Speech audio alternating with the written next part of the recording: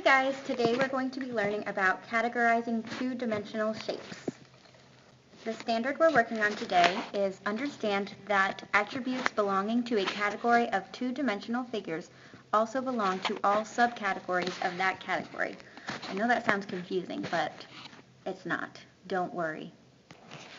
Our essential question today is how can I categorize two-dimensional shapes into categories and subcategories? To activate our prior knowledge, we're going to think about two questions. The first question is, what do you know about the lengths of the sides of a square? Think about what you already know about the attributes of a square, and think about how long the sides have to be. Do they all have to be the same length, or can they be different lengths? The next question we're going to think about is, what are the properties of a rhombus?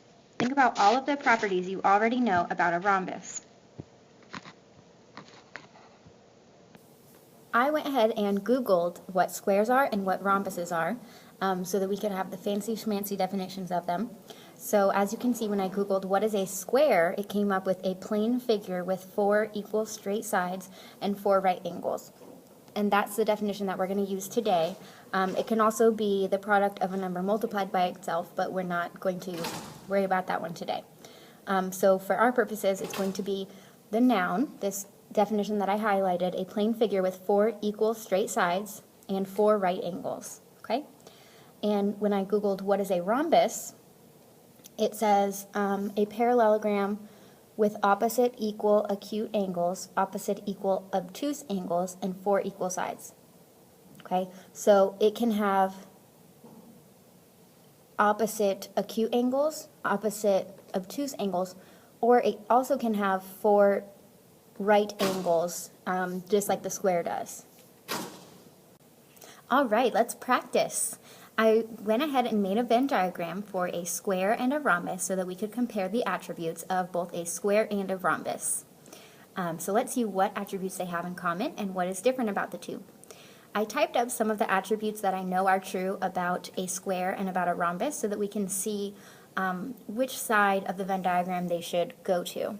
The first one we're going to talk about is the 4 right angles, okay? So let's try it here. A square does have 4 right angles, but I'm thinking a rhombus can also have 4 right angles. So I'm going to go ahead and put that in the middle for both, because both a square and a rhombus can have 4 right angles. A square has to have 4 right angles, but I know that a rhombus can also have 4 right angles. Now I have 4 equal sides, okay? A square definitely has 4 equal sides, and I remember from my Google search that a rhombus also has 4 equal sides. So I'm going to go ahead and put that in the middle there.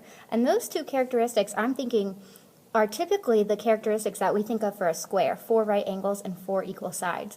So I'm thinking in my head, wow, that's for a square, but a rhombus can also have those things. So a square can also be a rhombus.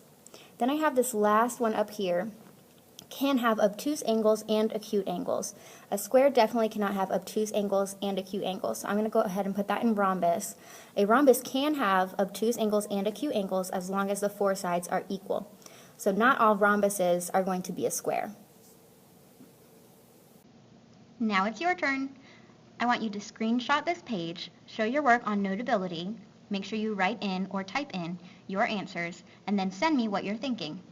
I want you to compare a square, a rectangle, and what they both have in common. If you get stuck, feel free to use the attributes that I used in my last Venn diagram comparing squares and rhombuses, and use that as a jumping off point, and maybe you'll get some ideas. I hope you have a great time comparing those squares and rectangles. See you next time.